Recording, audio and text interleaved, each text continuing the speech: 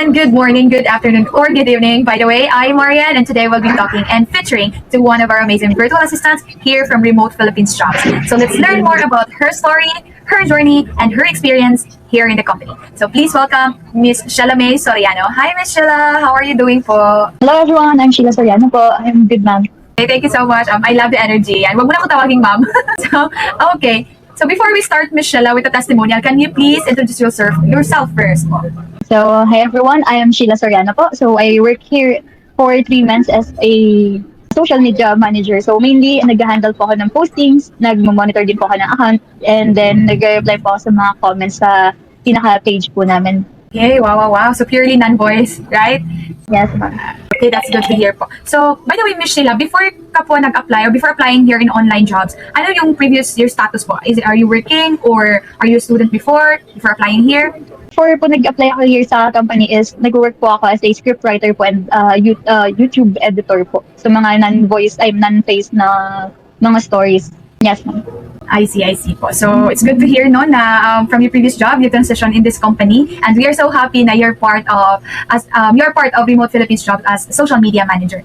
Ayun. So, okay, Miss Sheila, can you describe, or if you could describe your journey here in our company, RPJ, what would you, or how would you describe your journey in just one sentence? That would, alam mo yun, that would really inspire someone's watching this video. What would it be? Maybe it was fast, I think. Nag-apply po ako sa company na to way back January 16. Then tapos nag-reply sila ng same day. And then nung January 17 po is nag-email sila na may schedule na po ako for interview, which is naganap yun nung January 20. Then by January 22 na officially hired na po ako. So naalala mo pa talaga yung date, no? Ang sobrang Yes, po. dali. Like it's one of 1 week, nakapasok ka na agad. Yes po. Wow, that's Nagulat good nga to po hear. kasi akala ko matagal po ang process ng pag-apply dito. Pero nagkamali ako dun kasi sobrang bilis lang po ng process nila, and then very approachable po yung mga ka-team namin here sa company. I truly agree doon sa sinabi mo na yung teammates here, the work environment is really sobrang dali lang i-approach. Sobrang dali lang talaga. Okay, so before joining here at RPJ, Miss Sheila, ano yung like biggest struggle mo before joining here, and what was your goal in life then? So, ang naging main struggle ko po sa pag-apply remotely is yung mga sasabayan ko din po. Kasi nga, unlike me, hindi naman po ako kagalingin sa work since first time ko pong mag-work din online. So, nung bago po ako mag-apply here sa company is may 7 months po bago ko makuha yung unang job ko as a remote employee, which is yung pagiging editor ko, YouTube editor. So, nung pag-decide na po ako na maghanap ng work kasi hindi naman po hindi naman po siya sasapat for me kasi nga may family po akong ina-askas then tinutustusan ganun. So, nung nag-a-apply po ako, natenga po ako ng ilang months ulit bago ko po makita tong company. So, nagulat lang din po talaga ako na bigla po akong na-hired agad-agad. Nung nag-try po ako, nung nakita ko sila noong January po. Plano. So, alam mo yun, hindi madaling makahanap ng trabaho online, lalo na sa panahon ngayon. And we are just very grateful, no, that we are able to find this company and have a job and to help us like have a better life with our needs, also with the family's needs. So, yun, nakakatulong din naman. Was it worth it po, Miss Sheila? Yes, ma'am. Wow. I can see na parang worth it talaga. Yes po, sobrang worth it po sa pagkapasok ko po sa company na to. Yeah. Sheila can vouch that, guys, na sobrang worth it here working in the company. And even this is a testimonial. So, we just wanted to you guys to hear our story or Miss Sheila's story to be an inspiration to all of you. Saan mo ito nakita? Is it TikTok, Facebook, or OLJ or online jobs? Online jobs ko po siya na. Same. So, ano yung what made you take the chance to and apply to this company? Pagkakita mo sa job post, okay, I have to take the risk to apply here. So, honestly po kasi is nag-hesitate ako ng una na mag-apply kasi nga po, regarding sa mga nababasa ko po online sa niche na to is medyo tagilid po. Kasi prone po siya sa scamming. Kasi yung iba po sinasabi nila na commission based daw ang patakaran sa pero pagdating ko sa company na to, nung sabi ko ay try ko po ito kasi sabi ko parang goods naman kasi may company. Kasi mostly po na nakikita ko for this kind of niche po is puro direct po, and parang nagdududa nga po sa mga ganitong. So sabi ko since company naman, why not i-try po? So, ayun, nung trinay ko siya, and then in-explain na, inabot na po kami na nakapasok po ako sa interview, in-explain ni Miss Mary yung gagawin and kung ano po yung mga benefits ng sa company is nag-take risk na po ako, and then nung nag-start na po ako mag-work, And masasabi ko na good po ang company. It's good to hear naman. And it's okay na din to be vigilant, right? In finding work, especially with online jobs. I'm not bashing scammers in online jobs, right? Or any other platform. So it's for us, especially VAs, na tayo na lang yung maging vigilant when it comes to what we are applying for. And that's good job. Good job dun sa part mo na yan, na Michelle. And okay, so be honest po, with your first time reading it, or your first week here, or first month, or before ka nakapasok in the company, what were your doubts before applying? Or nakasabi ka ba, I think scam to, parang ganon? Po, tawag dito, nung una po talaga nag-ano po ako, naggabi po yung pag-doubt ko kasi nga po. Before, may na-applyan po ako kasing same niche, pero parang napansin ko po na hindi maayos yung nga po. Parang process ng application is parang hindi ko na po tinuloy kasi sabi ko baka mag-waste lang po ako ng time.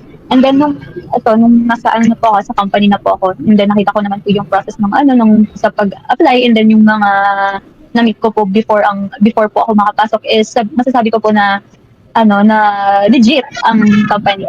Legit. Yun talaga masasabi ni Miss Sheila. Legit tong company natin, guys. Okay? So, hindi lang to pucho-pucho. This is legit. You will earn here and you will be able to provide for the needs of yourself and your family. So, yun. So, in regards with the growth and impact, Miss Sheila, how has this job really changed your life in terms of personally and financially? Personally po is mas naging discipline po ako sa pagdating sa time management, since handle ko po yung posting and engagement din sa mga tao is naging consistent po ako sa time, since may sinusunod po kasing time here, lalo na po sa posting. Ayun. I see. So, ayun, maganda na you're able to gain a skills, no? And time management, yun, napaka-importante talaga yun. Especially working remotely, di ba? Virtual assistant, lalo na here in the company, hindi kami micromanage. So, dapat talaga tayo yung parang anong tawag dito, inaasikaso talaga natin paano natin minamanage yung ating time, right? And that's good. Maganda yung skill na yan with Michelle, and it's a very helpful skill in terms with the role, and hindi lang sa role, no? Kahit saan, anong role mo, time management is really important. So, since you've already working here for roughly 3 months now, Sheila, ano yung mga skills na na-gain mo, or mga tools na na-gain mo since joining here in RPJ? Pagdating po sa mga skills na na-develop sa akin, I must say na isa po sa mga na-develop po sa akin is yung communication skills, kasi mas naging confident po ako sa pag-reply sa mga comments and pag-engage sa iba't ibang tao po. And then also yung social media management po, natutunan po yung proper handling ng posting, yung mga timings and consistency para ma-maintain po yung engagement. And also yung and then yung attention to detail po. So importante po yun na lagi po check yung account, lalo na po yung status ng account. So, naging mas madali po sa akin yun. Yan po. Yun. At alam mo, here in the company, no, kahit hindi tayo nag-require na experience, right? So that's why madami talagang skills na may gain dito. Kahit alam mo na yung skills na yun, parang train pa rin talaga tayo for us to be ready sa kung ano man yung papasukin or ibibigay na sa atin. So yun, thank you so much for that one. And next question I have here, Miss Sheila. So since you've been working here for 3 months or roughly 3 months na, Sheila, no, how would you say, or what keeps you motivated to stay and grow here in RPJ?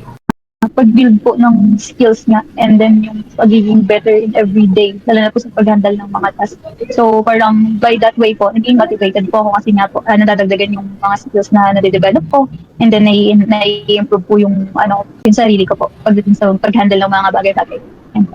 You've mentioned na every day, you will learn every day here. So parang ganon.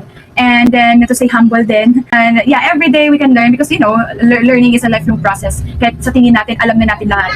And importantly, that we instill in our mind na, or every day, meron tayong natututunan sa mga ginagawa natin. So, I'm so happy na meron kang ganong mindset, Michelle. And for me to be inspired with your story also. Okay, thank you for that one. And next question I have here, Sheila, is, in regards with the hiring process, because you've mentioned na madali lang yung hiring process, di ba? Nakapasok ka lang agad. So, hindi naman sa madali na putyo-putyo na lang, no, siguro. But then, the process is, napasabi mong madali kasi parang mabilis yung proseso. Ganon. Right? So, ano yung maibibigay mong tip para sa mga applicants na the hiring process here in RPJ?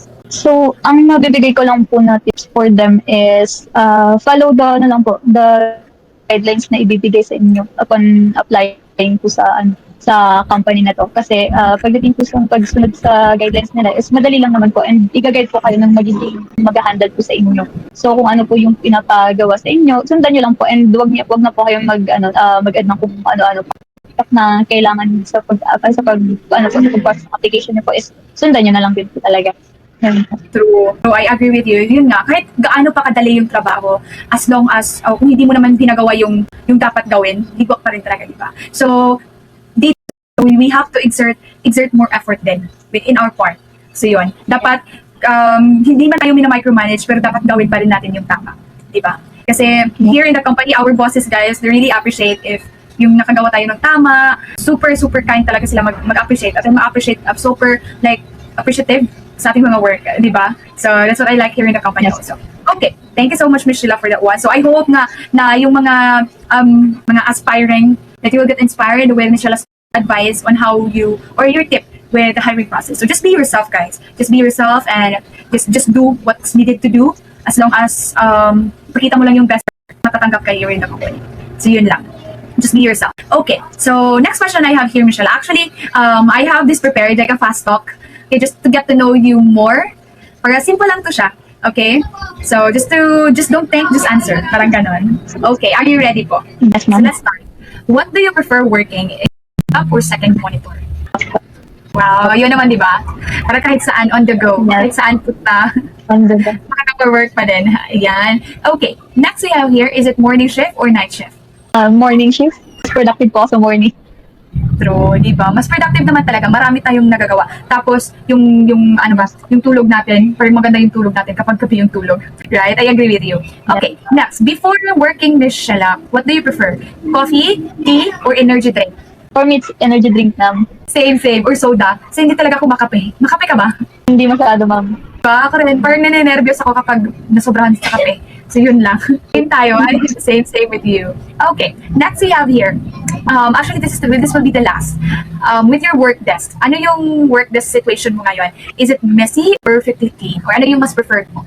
Perfectly clean, ma'am, and organized. Mas maganda magtrabaho pag organized. Pero ano yung situation ng desk mo ngayon? A little bit messy po. Same, sorry naman. Kasi yun naman talaga yung goal, di ba? Para productive, dapat minimal yung mga gamit nila. But with me, meron akong nail cutter dito, meron lipstick dito. Ano ba naman? Sorry. Okay. Thank you so much for that one. Miss Sheila, I was able to get to know you more in terms of yourself. Yung ano yung mas gusto mo, morning shift, night shift, or I mean the work desk situation or setup. Okay, my last question to you would be, for example, I am your friend. So, friendly tayo, tropa-tropa tayo. Tapos, gusto ko mag-apply, like, ano ba tawag dito? Nahirapan ako mag-apply with other company, parang ganun. Tapos, gusto ko nang makakita ng work. Tapos, I remember you. Sheila, pwede ba ako mag-apply dyan? At ano yung maibibigay mong tips sa akin as a friend na gusto kong pumasa dyan? At bakit ko pipiliin yung RPJ, Remote Philippines Job, over other companies? As a friend, Sheila, ano yung masasabi mo sa akin? Kasi sobrang frustrated na ako na maghanap ng trabaho. Ayun. First is, magiging ano ka po muna, masipag ka sa pag-apply ng work na. Kung halimbawa, hindi mo prefer yung niche na meron sa RPJ ngayon, is pwede ka naman kung maghanap sa ibang company. Pero kung halimbawa, ang gusto mo is mabilisan ang process and sure na may trabaho kang makukuha talaga, is try mo sa company namin kasi very organized. So, professional po sila pagdating sa work. And then, i-guide ka po nila. And then, mas marami kang matututunan araw-araw kasi iba't ibang task po ang i-handle and ipapagawa sa inyo. And then, hindi po kahirapan ang pag-handle ng paggawa ng mga task na yun since may mga guidelines po na ibinibigay and mapapansin mo na very organized talaga ang ibibigay sa'yo na SOP here sa company namin. So, pwede kang mag-try here kasi mabilis lang din po yung process ng pag-apply since tututukan ka talaga po ng HR management po. Yan. Thank you, friend, ha. Thank you sa advice mo. Bigyan mo na ako ng link para makapag-apply na nga ako. Ayan, thank you so much. Yeah, I agree with you, Sheila, no? Dahil, yun naman, if hindi natin susubukan, hindi natin malalaman. So, yun. So, just try everyone and consider RPJ as one of the company that you would try to apply since me and Sheila can really vouch that this company would really help a lot of and we want others to experience kung ano yung na-experience namin. So yun lang yung masasabi namin. And I just want to say thank you so much, Sheila, for joining us and teaching me regarding being humble and be grateful for the job that I'm with or I'm having right now. So thank you so much for joining us today and for sharing your experience and your journey here in RPJ. We truly appreciate your honesty and your story. And to everyone's watching, please don't forget to LSSC to LSSC. Like, share, subscribe, and comment to our videos if you enjoy this interview. And doon kayo naman yung ma-interview ko for testimonial. So yun lang. Thank you so much. Thank you so much for your support, guys. And it will really help to share this video to some of your friends also and your family. So again, thank you so much, Sheila. I appreciate your time. And yeah, so nice working with you here in RPJ. Thank you and have a great day. Thank you, ma'am. Thank you, everyone. Thank you. Bye-bye, everyone. See you to the next one.